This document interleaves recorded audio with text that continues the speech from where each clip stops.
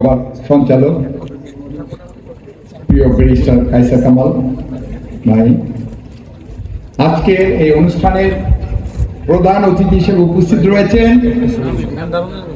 Fascist বিরোধী আন্দোলনের অন্যতম প্রধান সেনাপতি, বাংলাদেশ জাতীয়তাবাদী দল বিএনপির কেন্দ্রীয় কমিটির বিপ্লবী মহাসচিব জনাব মির্জা ফখরুল ইসলাম আলমগীর স্যার আজকে মঞ্চে উপবিষ্ট রয়েছেন।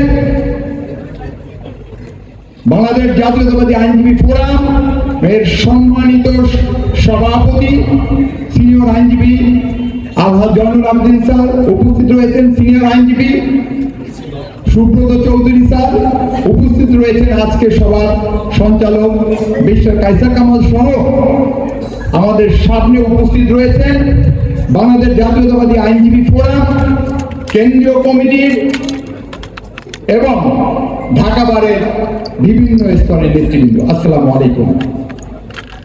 আজকে এই দিনে আমি শ্রদ্ধা করে স্মরণ করছি স্বাধীনতার ঘোষক, বহুদলীয় গণতন্ত্রের প্রবক্তা শহীদ প্রেসিডেন্ট জিয়াউর রহমান স্যারকে। আমি রোগ মুক্তি কামনা করছি আমাদের প্রিয় দেশ মাতা গণতন্ত্রের অগ্রদূত বেগম খালেদা জিয়ার প্রতি। আজকে প্রাণ ভরে দোয়া করছি আগামী দিনের রাষ্ট্রনায়ক জনাব জননেতা তারেক রহমানের প্রতি।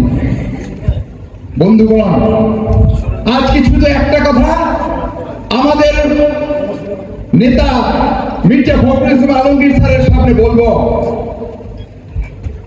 আজকে বিগত 18 বছরে এই ফ্যাসিস্ট আওয়ামী বিরোধী আন্দোলনের সময় যখন বিএনপি রাজপথে আন্দোলন করতে সাহস পায়নি, কিন্তু তখন এই কালো কোট পরে বাংলাদেশ জাতীয়তাবাদী আইনজীবী ফোরামের প্রত্যেকটা নেতা কর্মী সুপ্রিম কোর্টে সরব ছিল।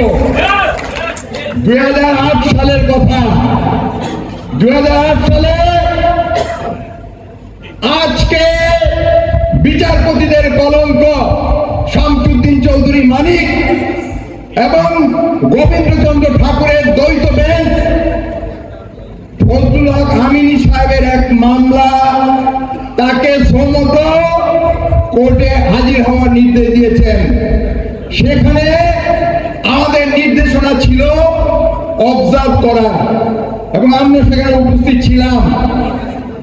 সেখানে এই বিতর্কিত বিচারপতি শামসুদ্দিন চৌধুরী মানিক দেশমাতা বেগম খালেদা জিয়াকে নিয়ে অশালীন মন্তব্য করেছিল, যার প্রতিবাদ স্বরূপ আমরা 14 আইনজীবীকে জেলে যেতে হয়েছে এবং সর্বপ্রথম আমি আটক হয়েছিলাম ওই মামলায়।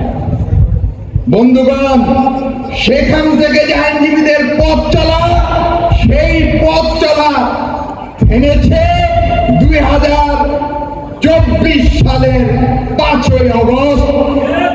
আজকে আমি বলতে চাই আইনজীবীদের মধ্যে যে শপথ আইনজীবীরা যে ধরনের আন্দোলনের সাথে জড়িত রয়েছিল বিগত দিনে, কিন্তু বিএনপি আইনজীবীদের সেই মূল্যায়নটুকু আমরা পাইনি। আমার স্যার মহাসচিব স্যারকে পেয়ে আজকে তার কাছে অত্যন্ত বিনয়ের সাথে অনুযোগ করছি না, আপনার কাছে আহ্বান জানাচ্ছি ভবিষ্যতে যে কোনো বিএনপির বড় প্রোগ্রাম হলে যাতে আইনজীবীদের যথাযথভাবে মূল্যায়ন করা হয়। পাশাপাশি বলতে চাই, এই আগামী জাতীয় সংসদ নির্বাচনে সারা দেশ থেকে আইনজীবীদের বিপুল সংখ্যক আইনজীবীদের মনোনয়নের জন্য সবার পক্ষ থেকে আমাদের প্রাণপ্রিয় নেতা মির্জা ফখরুল ইসলাম আলমগীর স্যারের কাছে দাবি জানাই, যাতে করে তিনি তার এই বক্তব্যটুকু ভারপ্রাপ্ত চেয়ারম্যান এবং আমাদের দেশ মাতা ভারপ্রাপ্ত চেয়ারম্যান জনাব তারেক রহমান সাহেবের কাছে এবং আমাদের প্রিয় নেত্রী বেগম খালেদা জিয়ার কাছে পৌঁছে দেন। আপনারা সবাই ভালো থাকবেন, সুস্থ থাকবেন এবং আগামী দিনে জাতীয়তাবাদী আইনজীবী ফোরাম আরো সুসংগঠিত হবে।